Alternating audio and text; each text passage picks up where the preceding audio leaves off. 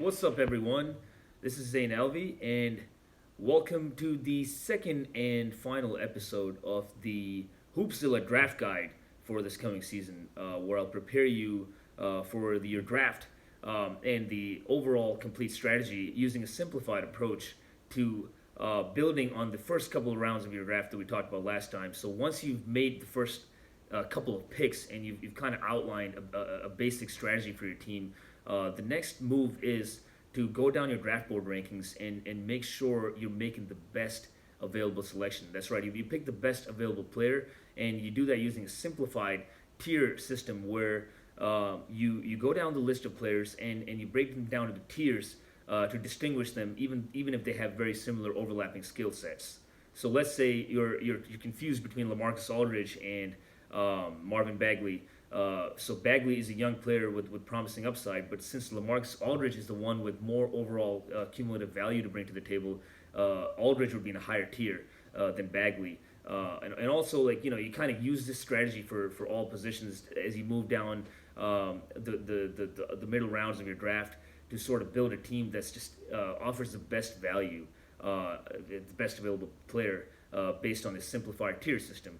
Now, as you get to the later stages of your draft, that's where the fun begins. I mean, the first half of the draft was fun, but the later stages, as the latter half approaches, become even more interesting from a different angle because now you have to sort of aim for sleepers and whatnot, and that's where you have to realize that the upside is king. I mean, you have to aim for ceiling over floor, and also you have to remember now that you've outlined your team more, now that you have more of a detailed, more of a complete look of what your team's overall strategy should be. Now you should be aiming to also look for the fit of your team and also fill any gaps or build on your existing strengths even more to sort of outlast your competition. And the way that works is you basically look at the draft board, the available players, and swing for upside with the best fit for your team. So if my team is punting 3-pointers in a 9-category league, give me all the shares of Jared Culver over Eric Gordon.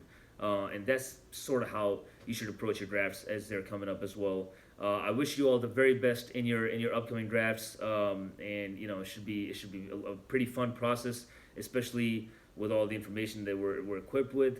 You can continue to hit me up for any advice and to see where more of where this came from. You can follow me at Zaintasy Hoops on Instagram, and also please subscribe to my YouTube channel Hoopzilla, and also subscribe to the Apple iTunes podcast where we have a Hoopzilla podcast breaking down all this information in more detail. And also you can hit me up at Twitter. My handle is Hoopzilla3. Once again, good luck and have fun with your drafts.